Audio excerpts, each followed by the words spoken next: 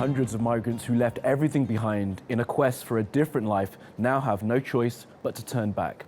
A deal brokered between the EU and Turkey to slow the tide of asylum seekers entering Europe is now in its second day of implementation. Ships carrying those deemed unworthy of resettlement in Europe will leave the Greek island of Lesbos to Turkey. And when the new group arrives, they'll be processed and sent back to their countries of origin. And despite all of this, the cycle continues. The Greek Coast Guard has continued rescue operations after spotting new boats full of migrants en route to the country. Well, we'll get the latest from Lesbos in just a moment, but first let's have a look at how the deal between the EU and Turkey works. So far, 202 people classified as economic migrants have been returned by ship to Turkey. The majority came from Pakistan and Afghanistan. Now, for each Syrian person who doesn't qualify for asylum in Europe and is returned to Turkey, a Syrian refugee will be resettled in the EU. Now, the deal will remain in place until 72,000 Syrian people have been resettled in Europe. Well, let's cross now to Anelise Borges, who's on the Greek island of Lesbos. That's where people classified as economic migrants are being held in a holding centre before being put on ships back to Turkey. So, Anelise, good morning. What's expected to happen today? Well, no boats have left the port of Mytilene so far today, and we're not expecting any refugees and migrants to be sent back to Turkey.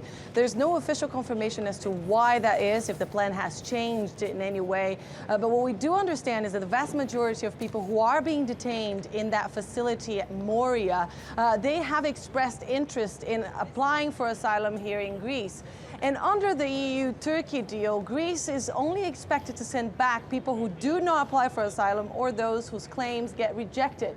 The UNHCR, the UN Refugee Agency, insists that despite the fact that Greece changed legislation to fast-track its asylum process, Greece is ill-equipped to deal with the volume of applications. They insist they are against mass deportations, and they believe that some of those 3,000 people who are stranded here on this island should be treated fairly and not being kept in detention.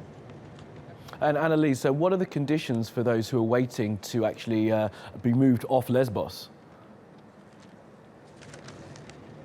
Well, from the 3,000 people who are stranded here in Lesbos, the vast majority arrived after March 20th, which is when the EU-Turkey deal came into effect. So they are being kept at Moria, and the conditions are worsening by the day. Journalists are not allowed inside that facility, but we have managed to speak to a couple of people who are being kept inside through the fences, and they told us there aren't enough beds, there are food shortages, they're sleeping on the floor, sometimes cramped in tents. They say the situation is very difficult, and there's a sense of desperation. They are very anxious to know what's going to happen to them. Most of them, at least those I spoke to, said they are happy to claim for asylum here in Greece, just as long as they are not sent back to Turkey. They say they spent their life savings on that boat trip from Turkey. They want a chance to continue their journey.